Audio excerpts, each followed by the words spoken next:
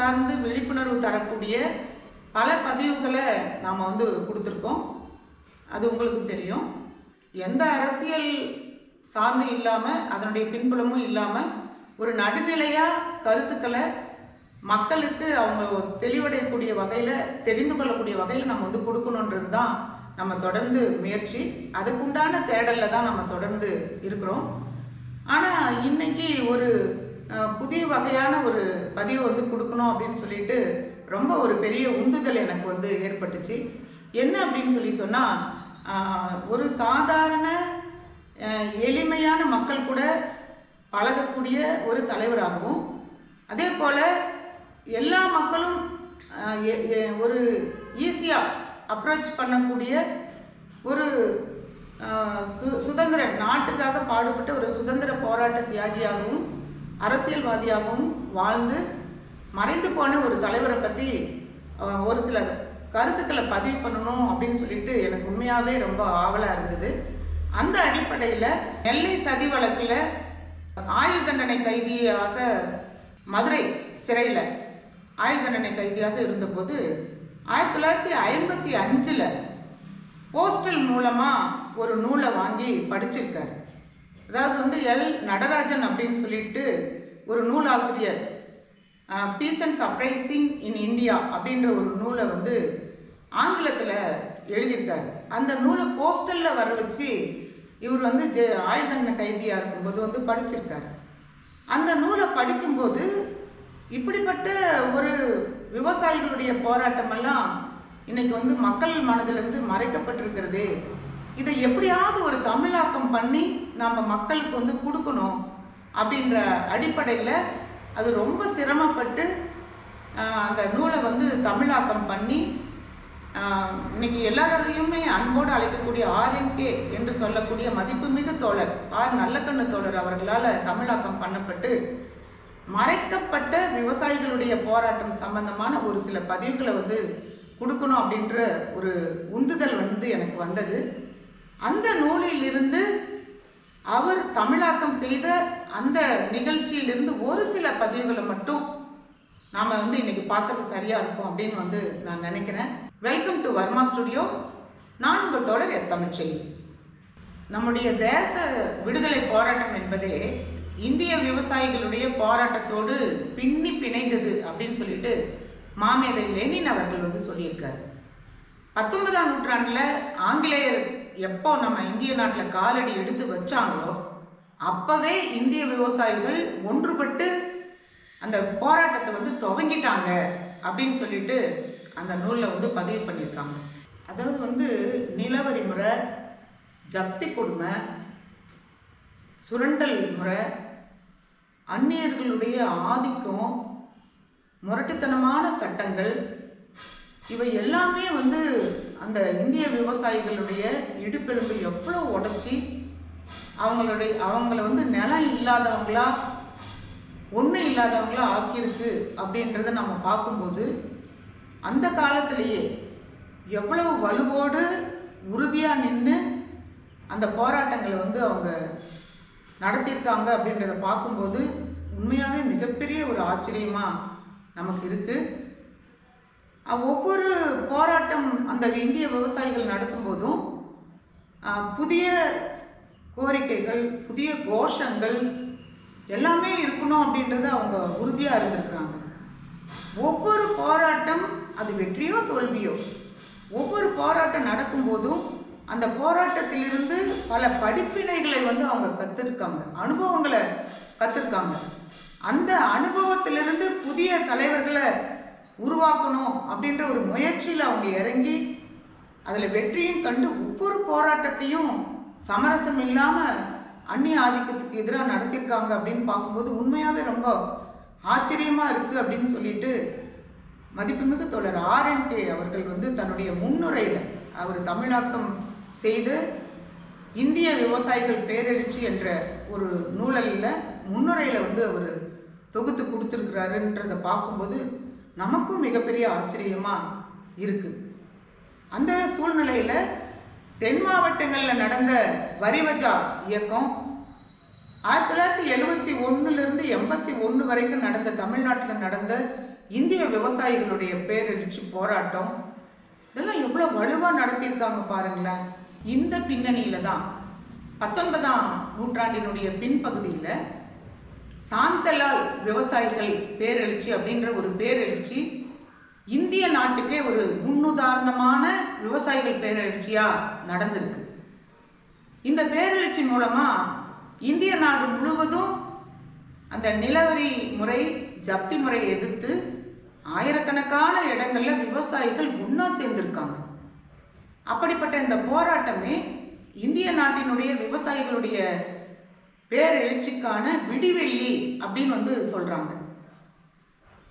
அந்த நேரத்தில் ஜமீன்தார்கள், லாவாதேவிக்காரர்கள், அரசாங்கம் இவங்க 3 பேரும் ஒன்னா சேர்ந்துக்கிட்டு இந்த விவசாயிகளுடைய போராட்டத்தை ஒடுக்குவதற்கு என்னெல்லாம் உபகரணங்களை பயன்படுத்த முடியுமோ அதெல்லாம் பயன்படுத்தி அடக்குமுறைக்கு கொண்டு வந்திருக்காங்க. அதாவது மனித வரலாற்றில் பொதி சுமக்கக்கூடிய மிருகங்கள் இவங்களுக்கு எந்த விதமான படிப்பறிவும் கிடையாது. இவங்க தப்பான ஒரு பாதையை தேர்ந்தெடுத்து இந்த போராட்டத்துக்கு போறாங்க அப்படின்னு சொல்லிட்டு தப்பா சித்தரிக்கக்கூடிய வகையில், ஏன்னா அன்னைக்கு புத்தகங்களோ மக்களுக்கு உடனடியாக ஒரு போராட்டங்கள் நடத்தக்கூடிய விஷயங்கள் சென்றடைவதற்கு உண்டான வசதி வாய்ப்புகள் எதுவுமே இல்லாத காலத்தில் இப்படி தப்பான முறையில் விவசாயிகளுடைய எழுச்சி மிகுந்த போராட்டத்தை சித்தரிச்சிருக்காங்க. ஆனால் அதையெல்லாம் எதிர்த்து ஒரு தங்களுக்கென்று ஒரு அரசியல் அறிவு இல்லை, தத்துவ அறிவு கிடையாது. ஒரு போராட்டங்களை தொடங்குறதும் அந்த போராட்டங்களை முடிவுக்கு கொண்டு வரக்கூடிய பாதையும் அவங்களுக்கு தெரியாது.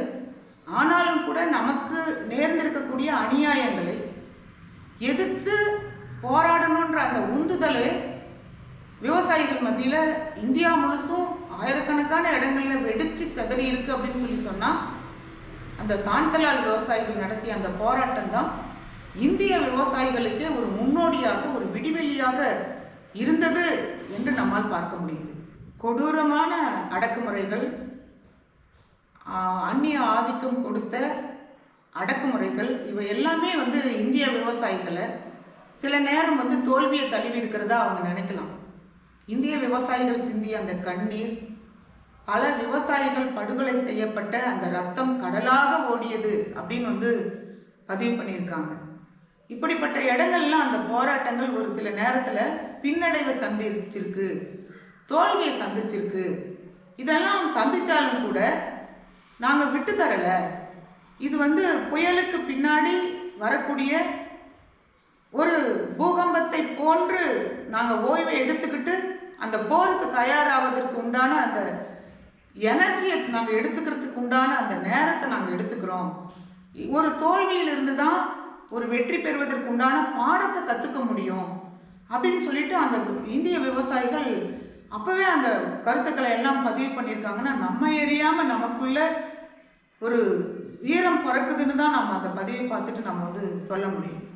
இப்படிப்பட்ட இந்த விவசாயிகளுடைய போராட்டங்களில் என்னெல்லாம் போராட்டம் நடந்திருக்கு, என்னெல்லாம் போராட்டங்கள் மக்கள்கிட்ட இருந்து மறைக்கப்பட்டிருக்கு அப்படின்னு சொல்லிட்டு அந்த பதிவில் பார்த்தோன்னு சொன்னால் 1855லேருந்து 60 வரைக்கும் நடந்த மலைவாழ் மக்கள் என்று சொல்லக்கூடிய சாந்தலால் விவசாயிகள் நடத்திய முதல் போராட்டம், 1860வது வருஷம் நடத்திய அவுரி சாகுபடிக்கு எதிரான அந்த மக்கள், அவுரி சாகுபடி தொழிலாளர்கள் நடத்திய பொது வேலை நிறுத்தம், அதே போல் 1875லேருந்து 76 வரைக்கும் நடத்தின மராட்டிய விவசாயிகளுடைய போராட்டம், 1836லேருந்து 1896 வரைக்கும் நடந்த மாப்பிள்ளை விவசாயிகளுடைய போராட்டம், 1872 நடந்த பாப்னா போக்ரா என்ற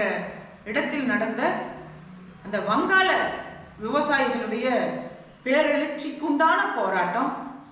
இப்படிப்பட்ட அந்த போராட்டங்களில் எல்லாம் எவ்வளவு அடக்குமுறைகள் இருந்தாலும் தங்களுடைய நிலத்தை பாதுகாக்கணும், தங்களுடைய உரிமையை நம்ம பாதுகாக்கணும்னு நடத்திய அந்த விவசாயிகளுடைய போராட்டம் ஆச்சரியப்படக்கூடிய வகையில் மறைக்கப்பட்ட போராட்டங்களாக இருந்திருக்கிறது என்பதை நாம் பார்க்க முடியுது. இந்த வரலாற்று புகழ்மிக்க விவசாயிகளுடைய போராட்டங்களை நம்ம தெரிஞ்சுக்கிறதுக்கு ஏதோ ஒரு புத்தகத்தை, கடை வீதியில் இருக்கக்கூடிய ஏதோ ஒரு புத்தகத்தை நம்ம வாங்கி படித்து பார்த்தோம் அப்படின்னு சொன்னால் அதில் என்ன இருக்குது அப்படின்னா, 19ஆம் நூற்றாண்டில் வாழ்ந்த ராம்மோகன் ராய், என்ஜி ரானடே, தயானந்த சரஸ்வதி உள்ளிட்டவர்கள் எல்லோருமே அந்த பிரிட்டிஷ் ஏகாதிபத்தியத்திற்கு ஆதரவாக இருக்கக்கூடிய கருத்துக்களை பதிவு செய்து ஏதோ தேவையில்லாமல் விவசாயிகள் போராடுவதைப் போல சித்தரித்து அவங்களுடைய வெறுப்பை அந்த புத்தகங்களில் இருக்கிறத நாம் பார்த்துருக்கோம். ஆனால் அப்படி அல்ல. இவர்களுடைய போராட்டம் மறைக்கப்பட்ட போராட்டமாக இருந்தாலும் கூட ஒன்றுபட்டு உறுதியான போராட்டத்தின் மூலமாக வெடித்து சிதறி கிளம்பி இருக்கிறதுன்றத நாம் இந்த இந்திய விவசாயிகள் பேரெழுச்சி புத்தகத்தில் பார்க்க முடியுது. எது எப்படி இருந்தாலும் இந்திய விவசாயிகள் நடத்திய அந்த வீரமிக்க போராட்டங்கள், அந்த எதிர் தாக்குதல்கள், எதிர்த்தரப்பினருடைய மௌனத்திரைய கிழிச்சிருக்கு அப்படின்னு சொல்கிறாங்க. அதுக்கு அந்த தாக்குதலை தாங்க முடியாமல் அரசாங்கம், அன்னைக்கு இருந்த அரசாங்கம் என்ன சொல்கிறாங்கன்னா, இது இந்திய விவசாயிகளினுடைய காட்டு மிராண்டித்தனமான, படிப்பறிவில்லாத விவசாயிகளுடைய காட்டு மிராண்டித்தனமான செயல் அப்படின்னு சொல்கிறாங்க. அன்னைக்கு அரசாங்கம் நடத்திய அடக்குமுறைகள், காட்டு மிராண்டித்தனமான தாக்குதல்கள், இதை எல்லாத்தையுமே சமாளித்து அவங்க அந்த பேரெழுச்சியை உருவாக்கி இருக்காங்க. அதை அடக்குவதற்காக அவங்க என்ன சொல்கிறாங்க அப்படின்னு சொன்னால், அவங்களுக்கு கொடுத்த அந்த அடக்குமுறை இந்திய நாட்டினுடைய உறுதியையும் வளத்தையும் பாதுகாப்பதற்கு கொடுக்கப்பட்ட தாக்குதல் அப்படின்னு சொல்கிறாங்க. இப்படிப்பட்ட அந்நிய அரசினுடைய மோசடித்தனமான அந்த நிகழ்வை எல்லாம் தினந்தோறும் வரலாற்று நிகழ்வாக மக்களுக்கு சொல்லப்பட்டிருக்கு. அன்னைக்கு சூழ்நிலையில் நடந்த உண்மையான நிகழ்வை வெளியே கொண்டு வருவதற்குண்டான வாய்ப்பே இல்லை. அப்போ இந்திய விவசாயிகளுடைய பேரெழுச்சிக்கான காரணம் என்னன்னு நம்ம பார்ப்போமா? நிரந்தரமான நிலவரி திட்டம் விவசாயிகளுக்கு அதிகமான ஏழ்மையையும் துன்பத்தையும் கொடுத்துருக்கு. அந்த நிலத்தை யார் பயிர் பண்ணுறாங்களோ அவங்களுடைய சொந்த நிலமாக இருந்த நிலத்தை இது நில உரிமையாளர்கள் விவசாயிகள் தான் அப்படின்னு சொல்லிட்டு பிரிட்டிஷ் ஆதிக்கத்துக்கு தெரியும். இருந்தாலும் கூட அந்த நிலத்தினுடைய வரியை வசூல் பண்ணுவதற்கு ஜமீன்தாரர்களை போட்டாங்க. அந்த ஜமீன்தார்கள் போடும்போது அந்த வரி சரியாக வசூல் பண்ணுறாங்களான்றதை பார்க்கறது தான் ஜமீன்தாரர்களுடைய வேலை. ஆனால் 1773 பாட்னா கவுன்சில் என்ன பண்ணுறாங்க, வரியை வசூல் பண்ணக்கூடிய ஜமீன்தார்களுக்கு நிலத்தை சொந்தமாக்கக்கூடிய அந்த சட்டத்தை பாட்னா கவுன்சில் மூலமாக நிறைவேற்றுறாங்க. அது ரெவென்யூ போர்டு என்ன பண்ணுறாங்க, இது தப்பான நடைமுறை, இது எந்த காலத்திலும் சரியாக இருக்காது என்று சொல்லி மறுக்கிறாங்க. இந்த நேரத்தில் காரன்வாலிஸ் பிரபுவை பிரிட்டிஷ் அரசாங்கம் இந்தியாவுக்கு வரவழைக்கிறாங்க. அப்போ வரவழைக்கும் போது வங்காளத்தினுடைய பெரிய மாவட்டமான ரங்பூர் மாவட்டம், அந்த ரங்பூர் மாவட்டத்தில் ஒரு 50,000 விவசாயிகள் விவசாயம் சாகுபடி செய்வதற்காக நிலத்துல இறங்குறாங்க. அப்போ காரன்வாலிஸ் பிரபு ஒரு ஆர்டர் போடுறாரு. அதாவது நிலவரியை கரெக்டாக கொடுத்துடணும், நீங்கள் விளைவிக்கக்கூடிய நிலத்தை ஜமீன்தார்களுக்கு எழுதி கொடுத்துடணும், நீங்கள் விளைவிக்கக்கூடிய பொருளை நீங்கள் வீட்டுக்கு எடுத்துகிட்டு போகக்கூடாது என்று கடுமையான ஒரு கட்டுப்பாடு விதிக்கப்படுது. கட்டுப்பாடு விதிக்கப்படுறதோடு மட்டும் இல்லாமல் 4 பட்டாலியன்களை 50,000 விவசாயிகளை பார்வையிடுவதற்காக கொண்டு வராங்க. அந்த 4 பட்டாலியன்களுடைய தலைவன்களும் விவசாயிகளுக்கு எந்த விதமான சுதந்திரமும், உணவு சுதந்திரமோ, உடை சுதந்திரமோ, அல்லது பயிரிடுவதற்கு உண்டான சுதந்திரமோ, எந்த சுதந்திரமே கொடுக்கப்படாமல் மிக கடுமையாக அடக்குமுறைகளை கையில் எடுக்கிறாங்க. இந்த அடக்குமுறைகளை தாங்காம ஒரு பட்டாலியனுடைய தலைவன் தாமஸ் என்பவனை அந்த விவசாயிகள் ஒன்னா சேர்ந்து அவனுடைய தலையை துண்டிச்சிடுறாங்க. அப்படின்னா எவ்வளவு அடக்குமுறைகளை கொடுத்துருப்பாங்க, எவ்வளவு கொதிப்படைஞ்சிருந்தா விவசாயிகள் இப்படிப்பட்ட விஷயத்தை கையில் எடுத்திருப்பாங்க நம்ம பார்க்க வேண்டியது இருக்கு. அப்போ காரன்வாலிஸ் பிரபு என்ன பண்றாரு, ஒரு ஆர்டர் போடுறாரு. இந்திய விவசாயிகள் எந்த ஒரு கழகத்தில் ஈடுபட்டாலும் அவர்கள் உடனடியாக தண்டிக்கப்படுவார்கள், கைது செய்யப்படுவார்கள், அவர்களுடைய தலை துண்டிக்கப்படும், அவர்கள் மரண தண்டனைக்கு உள்ளாக்கப்படுவார்கள் என்றெல்லாம் கடுமையான சட்டத்தை போடுறாங்க. அந்த நேரத்தில் வங்காளத்தில் ஒரு 15,000 விவசாயிகளுடைய வீடு கொளுத்திடுறாங்க, தீக்கிரையாக்கப்படுது. இது எல்லாத்தையும் பொறுத்துக்கிட்டு விவசாயிகள் வேற வழியே இல்லை, இதை தாங்க முடியாத சூழல் இருக்கிறோம் அப்படின்னு சொல்லிட்டு தான் அவர் பட்டாலியனுடைய தலைவன் தாமஸ் தலையை துண்டிக்கக்கூடிய ஒரு சூழலையும் உருவாக்குது அப்படின்றத அந்த பதிவில் நாம் பார்க்குறோம். இந்த சூழ்நிலையில் காரன்வாலிஸ் பிரபுவை மேலும் ஒரு பதவி கொடுத்து கவர்னர் ஜெனரலாக பதவி பிரமாணம் கொடுக்குறாங்க பிரிட்டிஷ் அரசாங்கம். அந்த சூழலில் அவர் காரன்வாலிஸ் பிரபு என்ன நடத்துகிறாரு, ஜமீன்தாரர்கள் நிலவரி செய்கிறதோடு மட்டும் இல்லை, அந்த நிலத்துக்கு உடைமையாளர்களும் ஜமீன்தாரர்கள் தான் என்று சொல்லி ஒரு விவசாயியின் மேலே நல்லவரோ கெட்டவரோ அவங்க மேலே என்ன தவறுகளை சுட்டி காட்டி இருந்தாலும் கூட விவசாயியை விசாரிக்க வேண்டிய அவசியம் நமக்கு இல்லை, ஜமீன்தார் சொல்லக்கூடிய அந்த விஷயத்தை வச்சே விவசாயிக்கு நம்ம தண்டனை கொடுக்கலாம் என்று சொல்லி ஒரு முடிவை அந்த சூழ்நிலையில் எடுக்கிறாங்க. இவ்வளவெல்லாம் போராடி அந்த அடக்குமுறைகளையும் கையில் எடுத்து அவங்களை எதிர்த்து போராடக்கூடிய அந்த எண்ணத்தை மட்டும் அந்த விவசாயிகள் விடவே இல்லைன்றதை அந்த பதிவில் நம்ம பார்க்குறோம். இவ்வாறு படைபலத்தை கொண்டும் அதிகார பலத்தை கொண்டும் பிரிட்டிஷ் ஆட்சியாளர்கள் லட்சோப லட்சம் விவசாயிகளை நிலத்தை பறிச்சுக்கிட்டு அவங்கள அந்த பகுதியை விட்டு விரட்டிடுறாங்க. 1797 வெல்லஸ்லி பிரபு சொத்து பறிமுதல் சட்டத்தை, ஜப்தி சட்டத்தை கொண்டு வர்றார். இதுதான் இந்திய நாடு முழுவதும் இருக்கக்கூடிய ஹப்டப் சட்டம் அப்படின்னு சொல்லுது. இந்த சட்டம் என்னன்னா, இந்திய விவசாயிகளை தண்டனைக்கு உள்ளாக்கலாம், அவங்க விளைவிச்ச பொருளை யாரையும் விவசாயியே கேட்காம எடுத்துக்கலாம், அவங்க கிட்ட இருக்கக்கூடிய பொருளை நம்ம ஜப்தி பண்ணணும் அப்படின்னு சொன்னால் அவங்க வீட்டுக்கு நேரடியாக போகலாம், வீட்டில் போட்டு பூட்டை உடைக்கலாம், யாரும் இல்லைனாலும் அந்த பொருளை களவாடி எடுத்துட்டு வந்துடலாம். நமக்கு சேதாரம் ஆயிடுச்சுன்னு விவசாயிங்க நினைச்சாங்கன்னா நீதிமன்றத்துக்கு தான் போகணும் என்று அந்த ஹப்டப் சட்டம் சொல்லுது. அப்படி நீதிமன்றத்துக்கு போனாலும் கூட அந்த நீதிமன்றத்தில் இருக்கக்கூடியவங்க பிரிட்டிஷ் ஆட்சியாளர்கள் தான். அப்போ எங்கே நியாயம் கிடைக்கும்? லட்சக்கணக்கான விவசாயிகள் நிலத்தை விட்டு ஓடக்கூடிய அந்த விஷயத்தை அந்த ஹப்டப் சட்டம் கொண்டு வந்தது. இப்படி ஜமீன்தாரிகளால் மிகவும் துன்பமான நிலைக்கு நிலத்தையும் இழந்து, உடமையும் இழந்து, வீடையும் இழந்து துன்பமான நிலைக்கு விவசாயிகள் ஆளானார்கள் என்று அந்த பதிவில் பார்க்க முடியுது. 1855 56 வரைக்கும் சாந்தலால் மக்கள், அதாவது மலைவாழ் மக்களால் நடைபெற்ற மிகப்பெரிய ஒரு விவசாயிகள் போராட்டம் நடந்திருக்கு. இந்த சாந்தலால் மலைவாழ் மக்கள் ரொம்ப தன்னடக்கமானவங்க, ரொம்ப சுறுசுறுப்பானவங்க. அவங்க பண்டைய கால வேளாண்மை முறையை சாகுபடி செய்து அதன் மூலம் வாழக்கூடிய ஒரு மலைவாழ் மக்கள். 100 ஆண்டுகளுக்கு மேலாக அந்த மலைகளை பண்படுத்தி நல்ல நிலங்களாக செப்பனிட்டு அதில் விவசாயம் பார்த்துட்டு வந்தாங்க.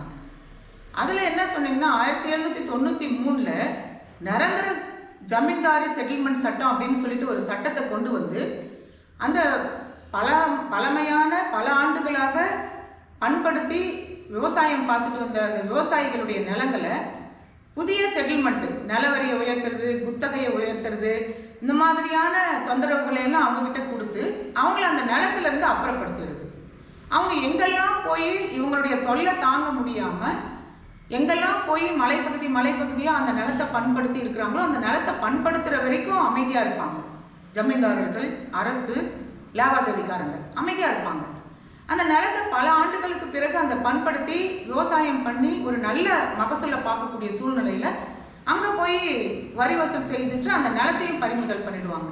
அப்படி அந்த சாந்தலால் மக்களை ஒரு பகுதியில் கூட நிம்மதியாகவே விடாமல் அவங்கள மிகப்பெரிய ஒரு துன்பத்து நிலைமைக்கு கொண்டு வந்தாங்க. அப்போ அந்த சாந்தலால் மக்களில் யோசித்து பார்த்தாங்க, நம்ம இதே மாதிரி இவங்களுக்கு பயந்துட்டு எங்கெல்லாம் நம்ம ஓடி போகிறது, எவ்வளோ நிலத்தை நம்ம விட்டு கொடுத்துட்டு நம்ம வர்றது, நம்ம மக்களுக்கு ஒரு வாழ்வாதாரம் இல்லை அப்படின்ற அடிப்படையில் சாந்து, கிட்டு, கண்ணு என்ற தலைவர்கள்லாம் அதில் உருவாகி அந்த சாந்தலால் மக்களை ஒன்றுபடுத்தி அந்த போராட்ட நடவடிக்கைக்கு கொண்டு வந்தாங்க. இந்த சாந்தலால் மலைவாழ் மக்களை அடக்கிறதுக்காக மிக கொடூரமான போலீஸ் அதிகாரி தரோகா அப்படின்றவரை பிரிட்டிஷ் அரசாங்கம் நியமனம் பண்ணாங்க. அந்த நியமனத்துக்கு பின்னாடியும் அவங்க செய்கிற கொடுமை தாங்க முடியாமல் பீர்பூம், சோட்டா, நாக்பூர், பாங்க்ரா, ஹசாரிபாக் எல்லா நகரங்கள்லையும் அந்த போராட்டம் அதிகப்படியாக வந்துருச்சு. இவங்களை அடக்கிறதுக்காக 1855 ஜூலை 28 வங்காள அரசுக்கு பகல்பூர் ஆணையாளர் ஒரு கடிதத்தை எழுதுகிறார். இதை இப்படியே விட்டிங்கன்னா இந்த போராட்டம் இந்தியா முழுவதும் பரவலாயிடும். அப்போ அந்த விவசாயிகள் நம்முடைய கண்ட்ரோலில் இருக்க மாட்டாங்க. இந்த போராட்டத்தை ஒரு முடிவுக்கு கொண்டு வரணும் அப்படின்னு ஒரு கடிதத்தை எழுதுகிறார்.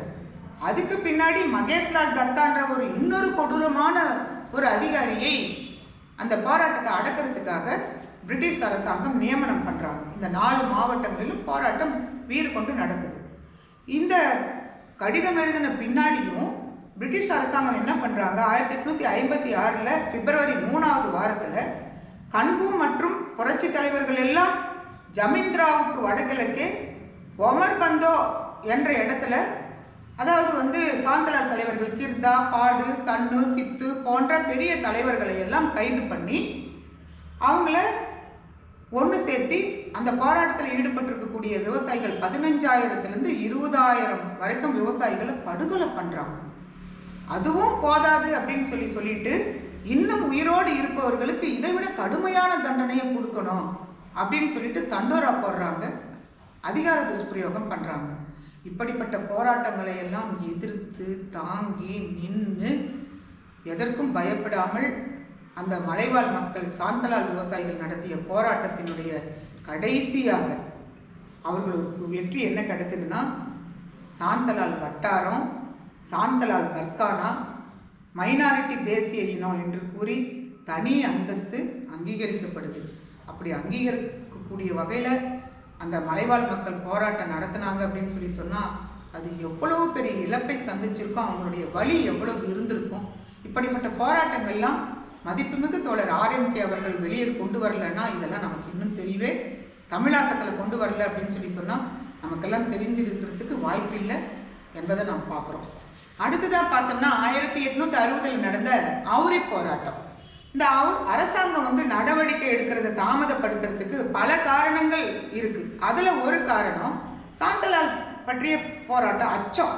சாந்தலால் மக்கள் நடத்திய அந்த போராட்டத்தினுடைய அச்சம் ஒரு வெகுஜன எழுச்சி மற்றொன்றினுடைய போக்கையும் முடிவையும் எவ்வாறு மாற்றுகிறது என்பது மிக தெளிவாக தெரியுது.